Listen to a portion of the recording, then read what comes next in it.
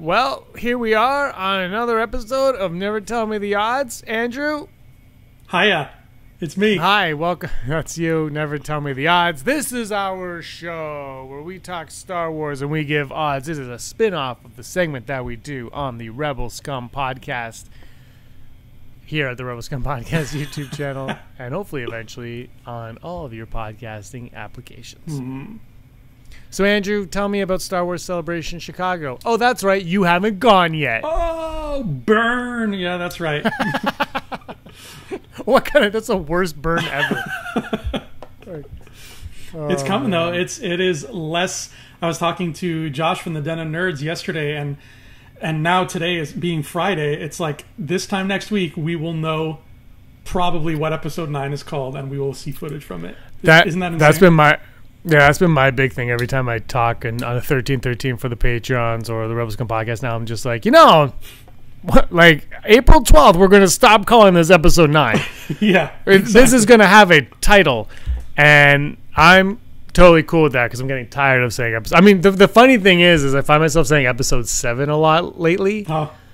And I don't know why. And then I talked to you on the phone, I think yesterday or the day before, a couple of days ago, whatever it was, and I referred to episode 9 as The Force Awakens. So maybe I know something that you guys don't know. Well, maybe. I don't know anything. Because there's that 1 year gap between Last Jedi and episode 9. Maybe during that 1 year gap, Rey buys her own ship. And the name of the ship is like in an alien language. And the name is the Episode. That's the name of the ship. And it means something in Huttese or something. But she keeps getting blown out of the sky by pirates and stuff. So by the time we meet her in this next movie, she's on her 9th one. And the movie's named after her ship, so the movie's actually going to be called Episode 9. I'm totally down with that in no way whatsoever. This Never Tell Me the Odds. Andrew's going to have 2 odds. I'm going to have 2 odds, and we are going to say what are the odds of what we think the likelihood of those suggestions are going to be. Yeah, you do too. I do too. It's fun to do. We haven't done it in a while because we neglect everything that we promise. Actually, no, you've been gearing up for Celebration, and we've done a lot of videos though. Actually, we have, yeah, and it's been a busy time for us. I mean, it's crunch time for your book, Cape Side Bay. Yes, and you also started another book, and you've got work which is keeping you crazy. And I'm helping you edit Cape Side Bay. I started a new book as well. I've been promoting Side Scroller all over the place. So we are like 24/7 doing stuff. So it's been nuts. Is your new book the one that you sent me? Or are you talking about another new book? Oh, no, I started a new fantasy book. Okay. Is it part of... No, this one is like a one and done, like one book, that's it kind of thing. This guy is nuts. So I don't know what your goal is, but my goal for this year is to have 3 books published. I like that. That's my goal for the end of the year. And then next year, I only want to have 1 book published, and that is one that you and I might be doing together. Very nice. Yeah, I'm looking forward to that one. You know which one I'm talking about, yes, right? Yes, I do. All right, good, because you didn't say anything. I got a little nervous. Am I alone on this? Is it going to be a pop-up book? That would be awesome. It's a pop-up cookbook with scratch and sniff areas. That could get awkward and uncomfortable. All right, let's get this show going. Andrew, why don't you hit me with your very first odd? Okay, my very first odd. This one, I'm going to give some credit to my buddy, Mr. David Schilling, because he inspired this odd for me. Back when we were doing our episode 9 predictions, he had a very cool answer to one of my questions, so I want to present that question as an odd here today. That question is, what are the odds that in episode 9, which is going to be the subtitle of episode 9, yeah, because of the ship. Because of the ship. What are the odds Rey, Natasha Palpatine, uses Force lightning? Okay, wait. Side Akbar. Are you still on the Rey Palpatine gravy train? Yeah, I think so. You're not. You're just like, yes, James, yes. Until I am told otherwise. Until Ian McDermott calls me and says, please stop following me. Get off my lawn. I'm not involved in the new movies. I will... continue to ride this train. I can see that. Force lightning, I'm going to go 41%. Ooh, that's high. I like that. Yeah, but it's high enough that if it doesn't happen, I'll be like, yeah, well, I was low on it. So you're just covering your ass, is what you're saying. Yeah, exactly. Well, I see the idea is cool, and why can't she? We don't know why she can't. She has the thing is she has the sacred text. Yes. Exactly. So she's learned. So you got to figure in that year and a half or whatever in between movies, she's going to have an understanding of the Force. On some, if she's been reading it a long time, then on some level close to Mr. Luke Skywalker, but in a rawer form, in a younger form, right? Like a student who's gone into engineering is not, might be as knowledgeable as the veteran, but at the same time they just can't. They don't have the life experience, right? Yeah. Does that make any sense at all? So I think you look, if Force lightning is something that is plausible, I don't see why she wouldn't have that ability, and if she could use that, why not give it to us and make us enjoy it? It just adds another element to Rey that would be very intriguing. I would be on board, but at the same time, they might be like, "Nah, we don't need her to do that. She's got a lightsaber." Mm-hmm. I think I'm gonna go around the 30% mark. I think that is. Again, like it's so valid, like you're saying. She's got the books, she's got the know-how, she's got the skills. It's 100% possible. It'll be something cool to see. I think the only reason it's for me no more than 30 is because I think Lucasfilm is afraid to take risks with Force powers because they're afraid of the whiny backlash. Like, no, good guys can't do lightning. Like they're afraid of like that kind of thing. So I think they're going to play it safe in regards to the Force. Maybe. I just took a selfie, just so you know. Ooh, okay. Yeah, you might be right on that, but I don't know. They let Rian Johnson do some stuff. I guess he didn't really do anything with the Force, though. Well, you had like the Force Skype and everything, and the Luke projecting, but like that created anger, is what I'm saying. So I wonder if they're like, I feel like Lucasfilm is afraid. And instead of adding new Force stuff, which I'd be okay with, I feel like they're just going to keep it in the same ballpark. Well, the only thing is if they're afraid, I don't think that would have any consequence on this because JJ started this script before Episode 8, The Last Jedi. That is true, and that is very comforting to know, too. Yeah, and I just don't think J.J. Abrams is... He'd be like, I'm going to do this. This is what I'm going to do. But I think whatever... The one thing is, I think whatever the outcome with Rey, Luke, Poe, Finn, whatever their outcome in... Maybe except for Poe, because Poe is, slated to die. I think whatever their outcome is the one that J.J. Abrams envisioned when he first started writing it. Even though he might not have given too much thought, I think everybody that goes into writing something kind of has an idea of the outcome. Mm-hmm.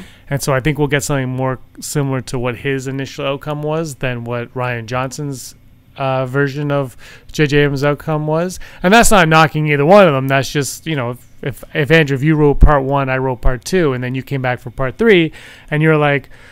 Oh, I could still end it the way I wanted to if I do this. Okay, I'm gonna do. I just feel like that would make the most sense in that respect. And that gives me peace of mind too. Well, Rian Johnson's whole ending would have just been. I don't know. Here we go. The next odd. Another Rey question. Ooh. Another Rey. The odds of Kira, Kira, being Rey's surname or being a surname. There's a lot of rumors circulating right now that they've seen the script, and in the script it says Kira Rey, which is just like all those old rumors for Last Jedi that we heard where it said that Luke, there was a Force tree and Luke told the ancient story of how the Force tree came to existence, and obviously that wasn't there. So anyway, there's rumors going around. I don't know if you know this, but her name is Kira Rey, but what are the odds that Kira could actually be her surname? And it goes surname, given name. I haven't heard those rumors yet, but you know what? I'm going to say a big fat 0%. Yeah. You can't go 0. I am going 0. There's I don't care. always a chance. If that was the plan, they would not have named Emilia Clarke Kira, because it's too, like, literally the last movie had a big character named Kira in it. I don't think they would have let that happen. I think somebody would have been like, let's call her something else. Let's call her Targaryen something or other. Like they would have known that there would be confusion there, unless they're alluding to a connection between those two, which I don't think is the case. I don't think the odds of there being a surname of some kind, sure, but for it to be Kira, nah, 0. Yeah, I'm going to go 11% because 0 is just, you can't go 0. But I'm going to go 11 only because, I'd actually go 0 as well, at 0.1, but I'm going to go 11. Yeah. So Kira was Rey's name in either George Lucas's original concepts for Episode 7. He had a character named Kira. I can't remember if it was that or if it was in Michael Arndt's script. The female's name was Kira, and I believe Finn was Sam. Yes. So the names existed. So these rumors might be just somebody like, I'm going to play with everybody. I'm going to pretend that it's Kira because Kira was a name from back then. And I'm going to put them together. But that's where I'm guessing the name Kira from Solo came from. Now they changed the spelling to make it a little bit cooler, I guess. Q's are always different. Cooler. If you want to make anything cooler, add a Q. With an apostrophe. Yeah. But yeah, it's confusing, and I think they already made that mistake in a way smaller scale with Kylo Ren and Sabine Wren. There's just too many Rens. Like, that was a huge mistake, I think, and you can say there's a W all you want. I don't hear it. So I just think that it's like they made that mistake. A much smaller scale because Rebels is not a theatrical film, and it's not an episodic film. Mm-hmm. Or a spin-off film. So yeah, I just think Namer Kira would be confusing, and then if you did tie her in, that's where I like, I don't even want to say that I speculated. That's where I was like, if there is a connection, it would have to be that Rey is related to Kira, and maybe Kira is actually the last name that they both decide on, like, because Kira doesn't have a last name, correct? Right, as far as we know. So yeah, maybe like she has a kid with Darth Maul, and they're like, this kid's name is now Maul Kira, and then the next kid is Kira Rey. I don't... Now, if Rey's last name was Shakira, I could get on board with that. Well, her hips also don't lie. Mm-hmm. What's your next odd, Andrew? My next odd, all right, this one's a little bit... all right. I wanted to make sure I got the wording on it right, because it's a little bit tricky, but I think I got it down. What are the odds that a character with a speaking role in the original trilogy will have a speaking role in The Mandalorian? Original trilogy. Mm-hmm. I just want to throw this out here right now while nobody's watching.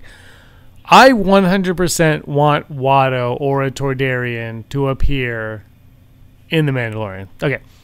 99.8%. I hope you're right.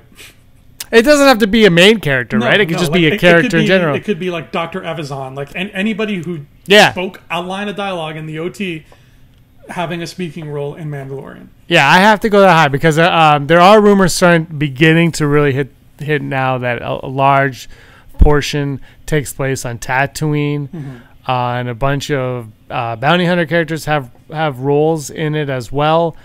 So I just the one thing Rogue One, even Solo, but Rogue One did great was tying it into the original trilogy and all those little things that we loved. The way that the comics have been able to do, yes. But for some reason the films have just been like, eh.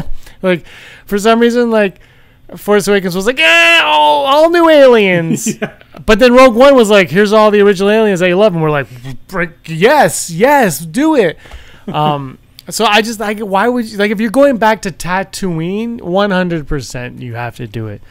So I'm gonna go. I can't say 100 though because that's foolish. So what did I say? 99.8, 98.9, whatever I said. That's my odds. Very high, very likely. The pilot episode will have Hondo because it's directed by Dave Filoni. Oh, he's doing the pilot. Yeah, nice. I believe so. So, and he's gonna have Hondo. Yeah. Yeah, this is like I feel the same way. Like Rogue One and Solo did it beautifully too, but with Rogue One in particular, like I've said it so many times how I love that it was like an ice cream sundae where the ice cream was all new stuff, but there was lots of sprinkles of old stuff just like smothered on top. And I feel like Mandalorian is going to hopefully follow in that vein. Now, yeah, they have said stuff about IG-88, I think, or Bosk showing up, but like because they never spoke in the OT, I'm not counting them. I'm thinking, more like a Dr. Evazan, or even possibly like a Boba Fett kind of thing, or just somebody who said something. And I think that Filoni's the kind of guy who would try to pluck somebody that he can get logistically and put them in there. So yeah, I'm gonna go 91%. Yeah, it's got to be high. It's got to happen. I have faith in Favreau that he would do that anyway. So, yeah, okay. The last odd. This one's for you. The odds of Ryan Johnson appearing at Star Wars Celebration Chicago. Wow. That's a good one, man. Because those other movies he has, but no, you know what? I'm gonna say 5%. I'm gonna say 5%. I think that yes, he's got movies coming out. However, he has Knives Out coming out first, and he's got to focus on that. Plus, I'm pretty sure production on the Benioff and Weiss stuff starts before production on his starts. So if we're going to get anything of the new movies, it's going to be them. And then there's just the whole fact that, there are people who are mad about Last Jedi still, and whether those people will be there, I don't know. Maybe they wouldn't want to pay for Star Wars Celebration at this point, but I feel like the focus is going to be looking forward. They're going to be like Episode 9, Mandalorian, all new stuff. So if he's just there to be like, hey, remember me? I directed a Star Wars once. Then I don't think that would benefit them in any way. Just be like, remember that movie I made 2 years ago? Instead, if he would be there, it would have to be for his movies, and I don't think it's soon enough, or I don't think it's time yet for that. Yeah, I think he's still busy with Knives Out. Obviously, the Knives Out, I think it was CinemaCon. He said that after Knives Out is done, he will go back to the galaxy far, far away. That's what all the headlines have been saying. He'll be returning to Star Wars. I think we were there 2 years ago, and he loved being there, and he loved, he was up for like 3 hours in the middle of the night hanging out with the people laying on the ground waiting for that panel. He was very proud of the poster, very proud of the trailer, the behind-the-scenes set photos and all that. He loved the experience. He loves Star Wars, whatever anybody wants to think about the film itself. This is an individual who absolutely adores a franchise. And I just feel like he would also be the kind of guy that knows that this is not his time to shine. Mm-hmm. This is J.J. Abrams, Jon Favreau, Filoni with the Clone Wars, and the Phantom Menace 20th anniversary. Like there's nothing for him. There's nothing for him other than as a fan to gain from being at this celebration. So I just don't think he's going to show up for it. So I'm going to go 7%. Yeah, maybe he'll be there as a fan. Maybe he'll be like in full Darth Maul makeup, just cosplaying, walking around, and nobody knows it's him. Well, see, he's not signing anything. Otherwise, I'd say there's the possibility where he would appear on the Star Wars show stage and just be like, yeah, I was in town and whatever, and that's it. But I don't think he is, because he's a LA boy. He's a California guy. So I just think he's around there doing Knives Out, and I don't think he'll be making a trip to Chicago this weekend. But that's okay, because everybody else you guys are all going to get J.J. Abrams, Jon Favreau, Dave Filoni, Kathleen Kennedy, Daisy Ridley, John Boyega, Oscar Isaac. Who else is actually C-3PO? Here's a quick question for you. My mom actually asked me this question yesterday. She asked me, "Is George Lucas going to be at this?" And I was like, "You know what? I have no idea, because it's not his party anymore." But he was in Orlando. So we're going to be doing an episode right before the start of Celebration, Andrew. Ooh. And maybe that's a question for that show. Okay, perfect. Yeah, we'll answer that then. But yeah, that's a good question, because the Phantom Menace panel. Remember, we were only like 7 feet away from him. Yes, we were. I think random coincidence, the most random. I'm gonna go to the show stage. Okay, we'll come to. Boop, boop, boop. What happened? Well, that was a lot of. I'm gonna miss it this year. It is a lot of fun. And also got to point out our boy Din from F105. We did the song Rebel Girl. He's got a new song debuting at Celebration that I think Star Wars fans are going to dig. That's all I'm allowed to say. I can't say much. But he's debuting it on Friday at 4 p.m. at the podcast stage. I believe it's between 4 and 5 or 3 and 4. You're awesome, Dan. Let me just, hold on. You know what? Let me get the actual time. I'm pretty sure he said between 4 and... so he's doing it Friday, April 12th at 4 p.m. So he'll be at that's Skywalking Through Neverland, that podcast, and that's podcast show. If the Wi-Fi is decent in McCormick Place, it will be live streamed to Facebook, so you guys got to check that out. It's a new track. I don't even know if I'm allowed to say what it's called, but it's good. You're going to like it. If you're a Star Wars fan, especially for you, Andrew, being at Star Wars Celebration, you're definitely going to like it. And then he's also going to be performing it, and then he's going to be on, I don't know if he's performing it, but he's also going to be on the Underworld main floor booth show recording Monday, April 15th at 3 p.m. He's also going to do that and probably live feed as well there. So, but anyway, once he debuts that song, we will play it on here because it's pretty sweet. And we have our live streams coming, and you're going to join me on the Thursday, Friday for sure, right? That is correct. Yeah. All right. We're going to waste your time in Chicago. You're going to be like, I want to go in and see the city. And I'll say, no, you sit and you do this. If I can't enjoy it, you can't either. And then you'll do it eating like all of the best food from Chicago, just all in front of you, showing off all that fun time. Well, this was fun. You're going to get ready for Chicago. We will do, I haven't asked you yet, but we'll do one more quick video before Chicago, just kind of like your prep video. Yeah. And then but aside from our live streams, you're going to do your own personal videos while you're there. You're going to meet up with some other YouTubers and podcasters while you're there, and you're just going to have. I think it's going to be fun because we're going to just see what it's like through your eyes. Because you're not going to do any hard hitting journalism. You're just going to have a good time, and I think that's going to make for the most fun. Exactly. I'm gonna walk the floor. I'm gonna be a fan. I'm just a fan who happens to record some stuff and put it on a fancy schmancy YouTube channel afterwards. But it's going to be fun to sort of almost video diary, I guess, a bunch of experiences. And I have this. I have a newer phone now that's not 100% crap. Like it's much better in terms of video quality. So I'm looking forward to making videos that look halfway decent as opposed to my other phone, which was a great phone but did not do video very well. So. Yeah, no, it's gonna be great. I'm gonna love watching your videos. They'll be daily, maybe even multiple times a day. Should be a lot of fun. So, guys, just keep your eyes peeled for the videos as they come up because what I remember last time was I don't know if all the notifications came out, but we'll figure it out. We might even just be like, Andrew, every day at this time you'll have a video, and then maybe it'll be like something random in between there. But maybe we'll figure it out. We're gonna talk about this off camera. It's gonna be a lot of fun. Can't wait for Star Wars Celebration Chicago to begin, so that it can come and go, and I won't feel so bad about missing it. that's where my life is right now. Yeah. I wanted to end. Just end, Andrew. Anyway, thanks for joining me once again, Andrew, and thank all of you patrons and all of you viewers for watching this. It really does mean a lot to both of us and to Brock and Rob and Aaron that you guys stick around with us for whatever. Yeah, I don't know why you guys do, but we love it. Thank you so much. It means a lot to us. And Andrew, may the force of others be with you. And also with you.